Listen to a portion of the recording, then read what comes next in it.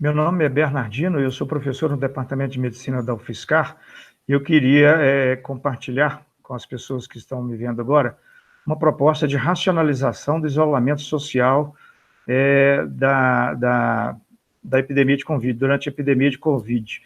Na verdade, nós temos algumas preocupações, né? Nós precisamos ter a menor mortalidade possível, nós precisamos ter o menor perda socioeconômica possível durante essa epidemia, e então nós precisamos de algumas ideias para racionalizar esse isolamento social, para a gente tentar atingir esses dois objetivos. Então, eu estou compartilhando isso aqui para que as pessoas deem sugestões, façam críticas, para a gente avaliar se já pode colocar essa proposta em execução, sugerir que ela seja posta em execução, ou se as pessoas querem dar alguma sugestão, alguma qualificação antes de fazer isso.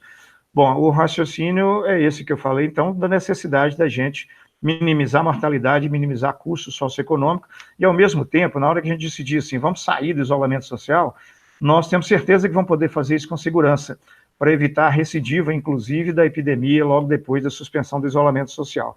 Então, a ideia é fazer o seguinte, olha só, considerar, né, que entre a pessoa pegar o vírus e adoecer pode levar em torno aí de 14 dias, um pouco mais, um pouco menos, que é o período de incubação, mas a grande maioria, até o 14º dia, ela costuma adoecer, apesar de que algumas não adoecem, né, algumas pessoas continuam sadias, independente de ter adquirido o vírus ou não, mas a pessoa com a doença dura mais ou menos umas 2 semanas, né, algumas com casos mais complicados podem durar até mais do que isso um pouco, mas geralmente a partir da 3ª semana, ou a pessoa recupera, ou ela evolui para óbito, normalmente seria essa história natural dessa infecção pelo Covid-19 que nós estamos vivendo. Independentemente disso, se a pessoa ficar sadia, ela também entra no estágio de resposta imunológica, né? Então, tanto o doente quanto a pessoa sadia, elas desenvolvem resposta imunológica diante da exposição ao vírus. Essa resposta imunológica, ela é caracterizada especificamente, entre outras coisas, pelo surgimento de títulos elevados de IgM na circulação periférica no final da 2ª semana de adoecimento, começo da 2ª semana, né, no final da primeira, começo da 2ª semana, surge o IgM, e no final da 2ª semana o IgG também aparece. E aí ela passa a ter os dois, né, o IgM e o IgG circulantes, e da 3ª semana em diante, ela fica com IgG e IgM, o IgG tende a crescer um pouco mais, o IgM tende a cair um pouco mais a partir da 3ª semana, mas essa seria a dinâmica imunoclínica, né? E a gente supõe que mesmo a pessoa não ficando doente, nesse momento ela também desenvolve esse tipo de resposta, o que facilita com que a gente possa fazer uma avaliação laboratorial da resposta e, baseado nesse tipo de evento imunológico, a gente decidir a racionalização do isolamento social. Quer dizer, o período de maior transmissibilidade, provavelmente ele vem um pouco antes do início dos sintomas, 1 ou 2 dias antes talvez, até o final da 3ª semana, é que é o período provável de maior transmissibilidade, porque esse é o período em que o PCR está positivo, né? Então, é o período em que a gente tem comprovação laboratorial de que o vírus está no organismo da pessoa, então, com potencial de ser transmitido. Então, considerando esses aspectos, né, cronológicos e imunológicos, que eu estou tentando fazer a proposta que eu vou apresentar a seguir. Essa proposta, eu pensei a gente trabalhar com sorologia, teste rápido, IgG e IgM. Por que eu não pensei em incluir aqui o PCR? Porque o PCR é caro e a logística é mais difícil de fazer. Como a proposta é para testar todo mundo, então tem que pensar no que é mais barato e no que tem uma logística mais ágil, não é? A logística é mais fácil. Então, por isso que eu sugeri só o IgG e IgM por enquanto, para a gente poder desenvolver essa proposta de racionalização da quarentena. Esse quadro aqui é só para quem não tem sintoma nenhum, é um quadro para as pessoas assintomáticas. Então, veja bem, eu faço IgM positivo e IgG positivo. Então, quando os dois dão positivo, provavelmente a pessoa já está nessa fase aqui, olha, de 2ª semana. Então, essa pessoa, mais uma semana, provavelmente ela já não vai estar transmitindo mais o vírus, ou então a transmissão vai estar muito baixa, e essa pessoa provavelmente vai estar numa condição clínica boa também nesse momento. Então, pessoas nessa condição, IgG e IgM positivos, eu estou sugerindo que ela fique 7 dias de quarentena domiciliar, para ela não transmitir isso para ninguém, que ela fique isolada de pessoas com fator de risco para complicação, para ela não transmitir isso para quem tem mais de 60 anos ou comorbidade, e que se ela estiver assintomática no 8º dia, que ela receba alta e volta para casa, volta para o trabalho, volta para a rua, sem maiores preocupações. Se ela tiver IgM positivo com IgG negativo, então ela está caindo aqui, ó, ela tem IgM, mas ainda não tem IgG. Então ela está numa fase recente da resposta imunológica, ela vai demorar mais tempo para chegar ao final da terceira semana de menor transmissibilidade. Então a quarentena tem que ser maior. Essa quarentena é 14 dias no domicílio, né? É a mesma coisa de isolar de pessoas com fator de risco, e se ela estiver assintomática no 15º dia, ela recebe alta para ir trabalhar e circular na rua normalmente. Se tiver sintomático, eu vou mostrar no quadro seguinte, no caso das pessoas sintomáticas. Se ela tiver IgM negativo, com IgG positivo, alta, essa pessoa não tem mais perigo nenhum de pegar e nem transmitir o coronavírus, então ela já vai trabalhar, ela volta para a rua. Se tiver os dois negativos, é porque ela não contraiu o coronavírus em época nenhuma da vida.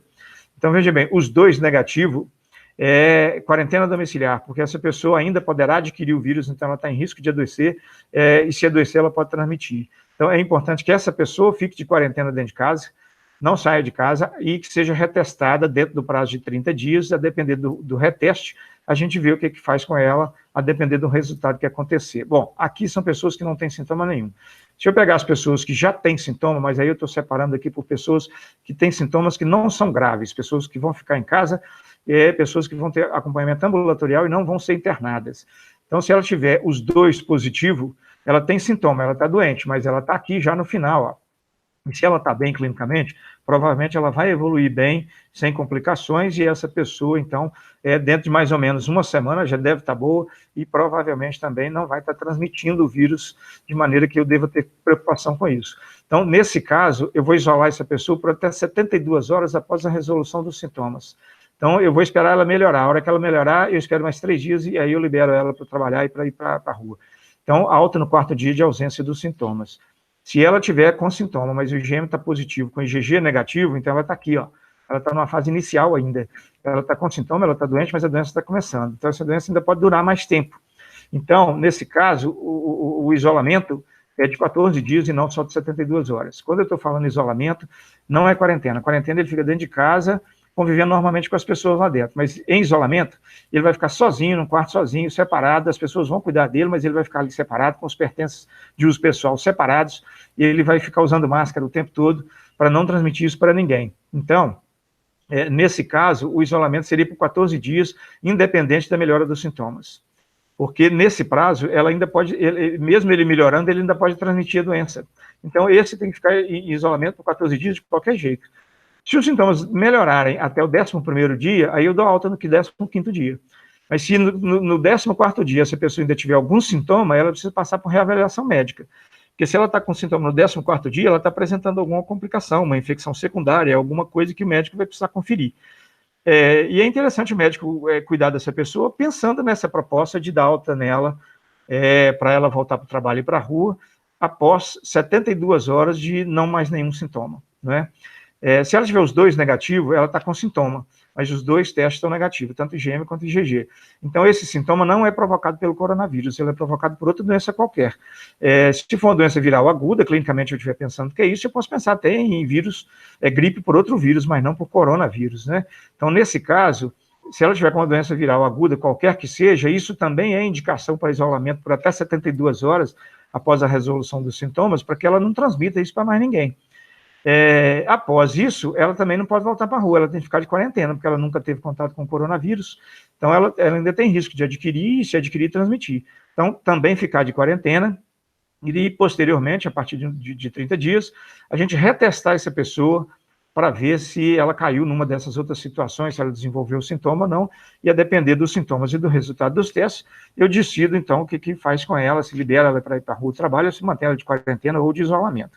Bom, veja bem, para fins de racionalização da quarentena, esse teste que eu estou propondo aqui tem que ser de alta especificidade. Esse teste é o seguinte, ele tem que me dar com muita certeza quem realmente é negativo, porque é o negativo que eu vou liberar para a rua. Se ele der um falso negativo, ele vai complicar a minha situação. Então, se o teste não for de alta especificidade, ele não serve para isso, né? Precisamos, então, de garantir essa qualidade no teste para a gente poder aplicar essas propostas que eu estou sugerindo. Uma outra questão é o seguinte, pessoas com sintomas graves é hospitalizada em isolamento. E quem vai decidir depois, quando ela volta para a rua, volta para casa, volta para o trabalho, é o médico dela, a depender dos referenciais clínicos e laboratoriais que ele tiver para isso. Bom, outra coisa é o seguinte, quando é então que nós vamos encerrar essa conversa, não vamos mais fazer isolamento, não vamos mais fazer isolamento social, nada disso. Quando 95% da população já tiver recebido alta, baseada nas testagens, ou quando surgiu uma vacina ou medicamento que cura ou impeça a evolução para a forma grave, é uma outra possibilidade também que nós temos. Agora, uma coisa que tem que chamar a atenção é o seguinte, nada do que foi proposto aqui dispensa as outras medidas preventivas. Então, as medidas que estão sendo divulgadas em relação ao uso de máscara, em relação a lavar a mão, em relação a não tocar no rosto, em relação à separação física, o distanciamento físico de pelo menos 2 metros entre uma pessoa e outra, e as outras orientações, todas precisam ser seguidas, porque se elas não forem seguidas, a própria sugestão que eu estou fazendo vai ser mais difícil de aplicar, e isso aqui é o que vai ajudar, nesse momento, inclusive, até talvez mais do que a proposta que eu estou fazendo, a evitar uma grande mortalidade por Covid, por exemplo, né? Então, é importante manter as medidas preventivas. Bom, essa aqui são a bibliografia que eu usei para fazer essa proposta. Então, eu espero que as pessoas que tiverem a oportunidade de ver isso aqui, que deem sugestões, que pensem a respeito, façam críticas e ajudem a qualificar isso, para ver se a gente consegue, então, alcançar uma estratégia segura e o menos custosa possível, tanto em termos de vidas humanas, quanto em termos de custo socioeconômico, para o enfrentamento dessa epidemia. Então, eu quero agradecer a todos que estão colaborando com isso, né, e de maneira que a gente possa, então, conseguir uma estratégia mais qualificada um pouco de enfrentamento dessa epidemia. Bom, pessoal, muito obrigado a todos.